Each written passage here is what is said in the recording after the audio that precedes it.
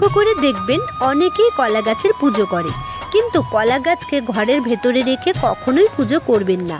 কিন্তু কেন? কলা গাছের পুজো করব ঘরের ভেতরে নয়, তবে কোথায় করব বলছি শুনুন। কলা গাছে মাতা লক্ষ্মীর বোন দরিদ্রতার বাস। যখন লক্ষ্মীনারায়ণের বিবাহ হচ্ছিল, দরিদ্রতা বিবাহে উপস্থিত হলে দেবতারা দরিদ্রতাকে অনেক অপমান করেন। দরিদ্রতা খুব দুঃখ পায়। তখন ভগবান নারায়ণ দরিদ্রতাকে কৃপা করেন ও বলেন, আজ থেকে তোমার এই কলা গাছে নিবাস হবে।